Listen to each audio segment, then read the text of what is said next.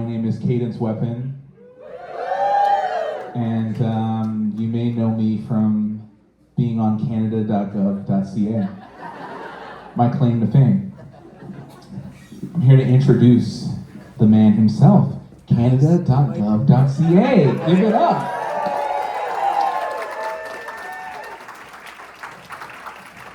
He and I go way back, known for over a decade. We were roommates in Montreal. This is true, I'm not joking. He hosted my wedding last year, and he absolutely crushed it. And this summer, I DJ'd his wedding. So we're very, very good friends. And I want to just tell you a little about this guy that I know. The overriding feeling I always had about canada.gov is, man, this guy is so Canadian. Like, and I mean just on a micro and a macro level, this guy just like loves Canada, and he always did. It was just like the random ephemera of Canada. That's what he really loved, always. He put me on to so many things I didn't know about when we were roommates, such as the Rankin family. I didn't really get that in Alberta. I don't want to say it wrong. Crokinole? Coconut. And washer toss. He's full of all these whimsical games.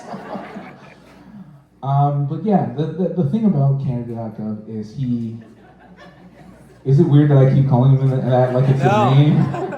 I mean, I think he would tell you that I'm canada.gov, you know? The thing about my buddy here, he always came at things in this such an empathetic, sharing way. He always loved to share random knowledge about Canadiana when we were just hanging out. And so I'm not surprised to see how successful this Instagram page has become. In fact, it's so successful, it's even made me think, damn, I should have made a meme page instead of being a musician. And there's still time, maybe I'll start one tomorrow. Without further ado, the man, the myth, the legend, canada.gov.ca.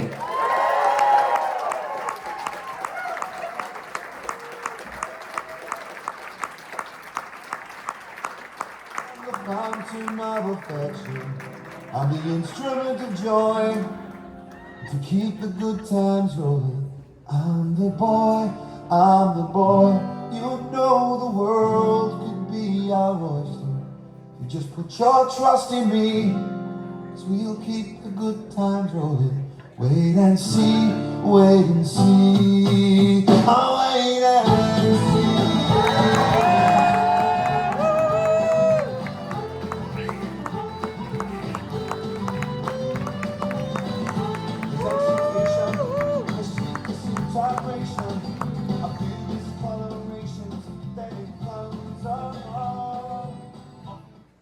I always just want to let Alan go there for a minute. Like, the guy's a fucking hero of mine. Pretty neat song, right?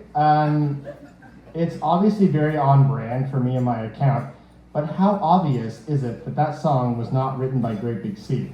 I feel like most of us would assume that it was. It was actually written by a British band called Oyster Band.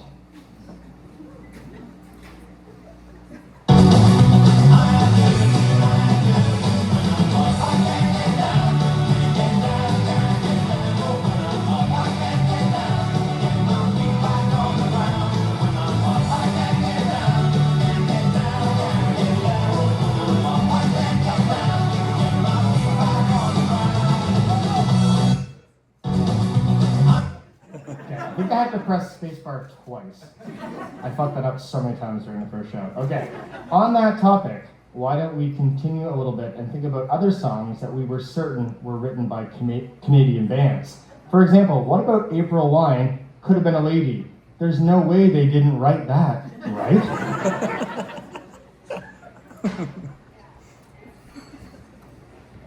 Oh.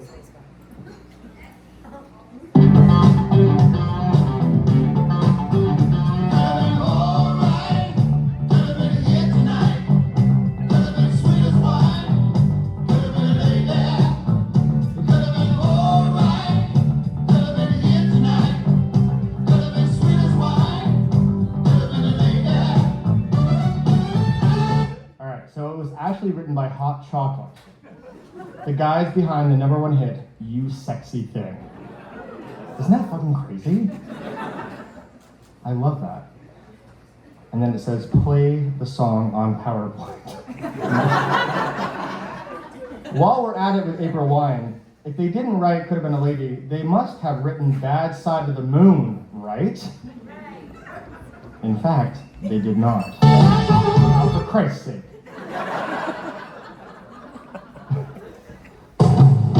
It seems as though I will live my life on a bed side of the moon. To stay your drags and sickness still without the rustic spoon. Common people live with me where the light is never shown. And the hermit's float like a hummingbird, sleeping upon a tongue. I'm the light going away from the people that make me stay. Sitting on the back side of the moon. I'm the light going away. Okay, the problem is they don't get to the, this is my life. So, bear with me.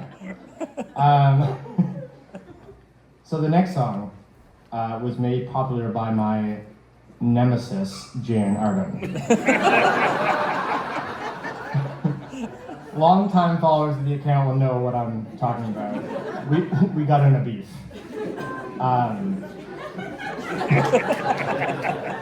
It was terrible because what happened was, and this is off script, but here's what happened. I was doing these Valentines of like Canadian celebs. You know, I'd be like talking about Jim Cuddy from, you know, Blue Rodeo, and I'd be like, you know, try with me tonight or some shit like that. And I did one on Jan, which was like, could I be your girl? And I made like this cute Valentine, and I thought that was like nice. Like there's nothing weird about that, right? She commented on the post, and she said, please stop exporting live horses to Japan.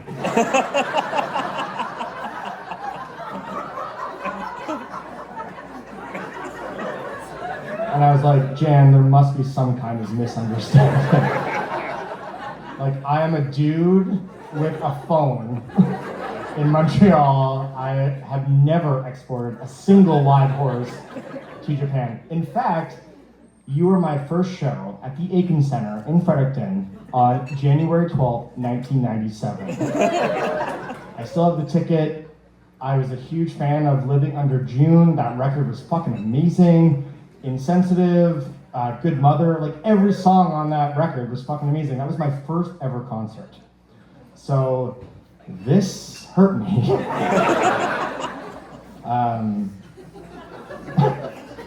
So that's the tangent. But the fact is, she did not write Insensitive. It was written by, yep. That's what I'm fucking saying here, guys. It was actually written by a woman named Anne Loray, also from Alberta. How do you cool your lips after a summer's kiss? How do you rid the sweat after the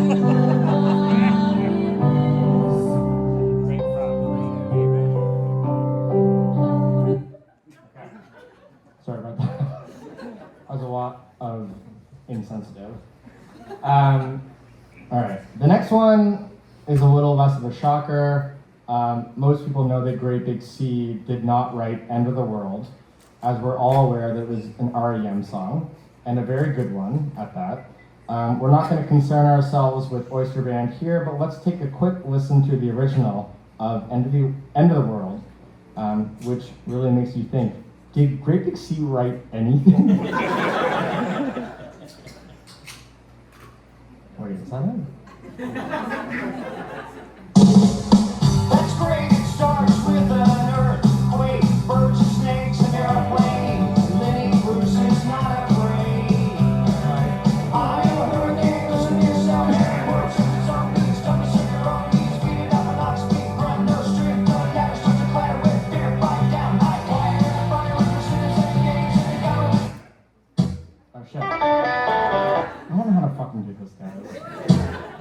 killing me. All right. Pause. Why did you go to the next one? All right. Okay. I just quit my job to do this full time. And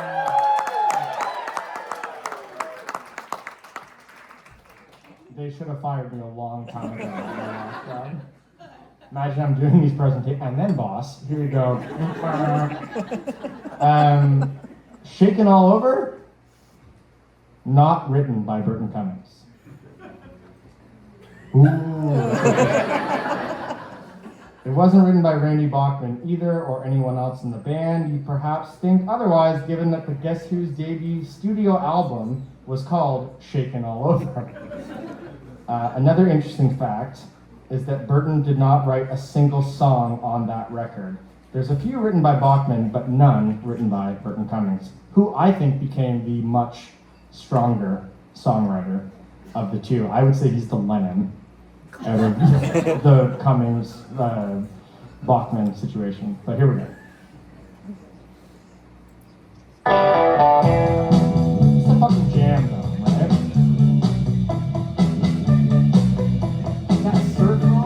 When you move in right up close to me, that's when I get the shakes all over me.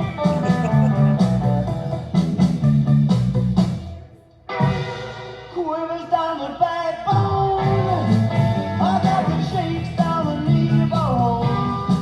Yeah, the tremors in the So good. shaking all over. Like that could come out now and it would blow my mind. So another obvious one, Anne Murray did not write Snowbird.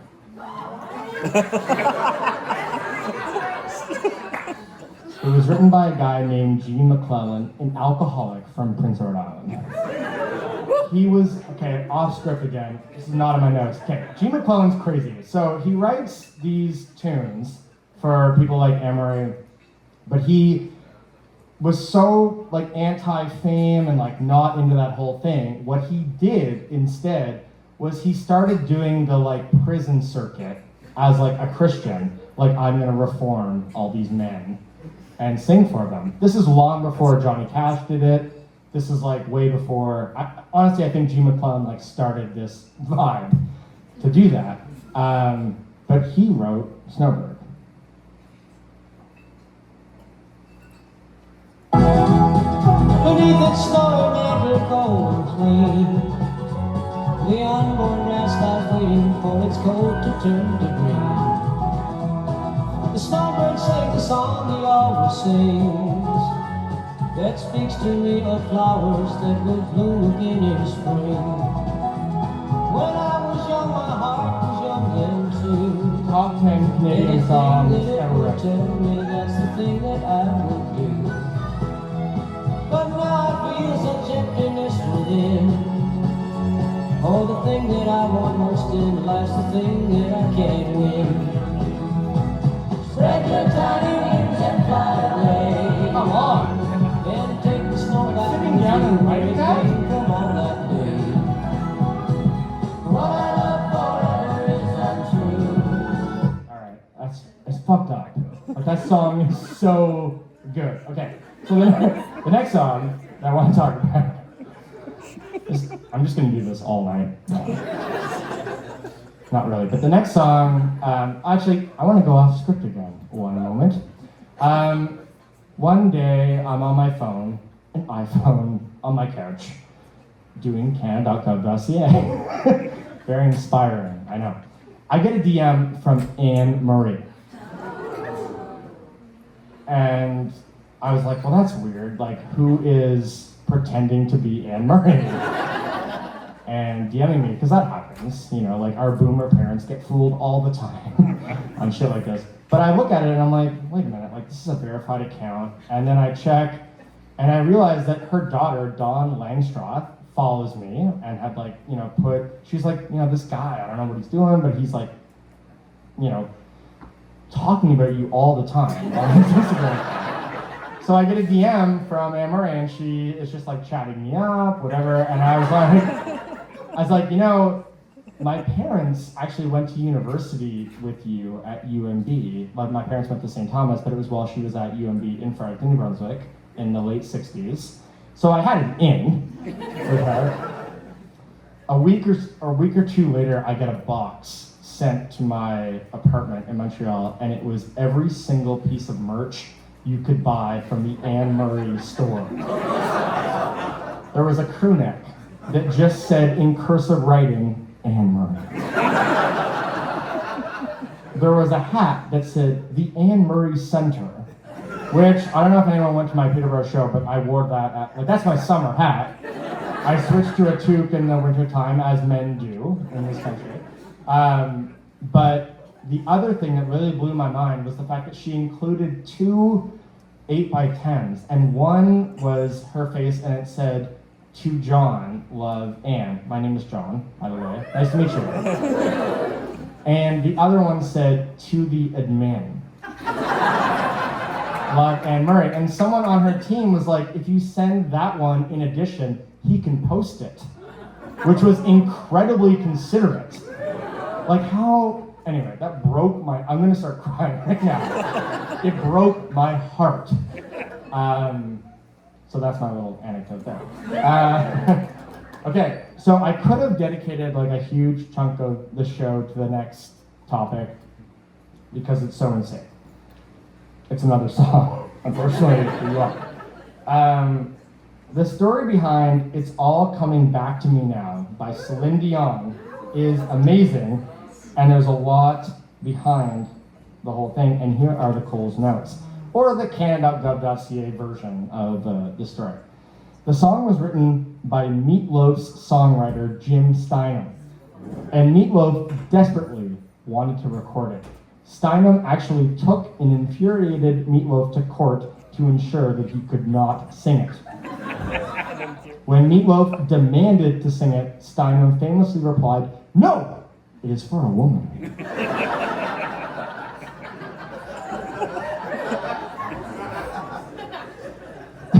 And if you listen to the song, like, yes, it is for a woman, but like, the fact that this guy's job was just to write songs for Meatloaf, and then this song kind of comes out of his soul, and it, you know, becomes a thing, and Meatloaf's like, great, let's fucking put it to tape. And Jim's like, no. Like, I've changed my mind. I've had a change of heart. It is for a woman. Anyway, that "it is for a woman" quote, I can't get enough of that. I had to tell you guys about it tonight. Celine's version of this song did not ever hit #1 in the United States because it was released the same week as the Macarena. You would think that that's like something I would make up to like get a laugh here tonight, but that is the case. I think it's her best song. Like, that should have been the clear #1, like, career-defining moment in my mind. But it wasn't, because "Don't Let the People Out Again," like, that took over, and I was like, well, fuck, you know, this song. So that's insane. Well, looks like we got an email. Give me a minute here. And what's up, Ed? All right, so do I have that here? Hold on.